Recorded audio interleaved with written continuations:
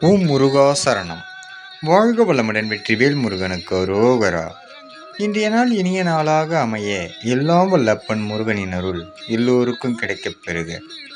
நாம் வாழும் வாழ்க்கையில் திருமுருகன் அருள் கிடைத்தால் செல்வ செழிப்போடு நாம் வாழலாம். காரணம், திரு என்றால் லட்சுமி தேவியை குறிக்கும் சொல்.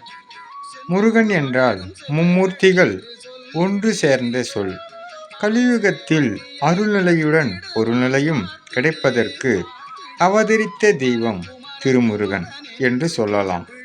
எண்ணற்ற தெய்வங்கள் இருந்தாலும் எல்லா தெய்வங்களும் ஒன்று சேர்ந்த சுரூபமே முருகன் ஒருவனே. முருகனை நம்பினால் மும்மூர்த்திகளின் அருள் நமக்கு கிடைக்கப் பெருகும். ஓம் முருகா சரணம். வாழ்க வளமுடன். வெற்றிவேல் முருகனுக்கு அரோகரா. வீரவேல் முருகனுக்கு அரோகரா. சக்திவேல் முருகனுக்கு அரோகரா. முருகனின் மகன் ரவி முருகன்.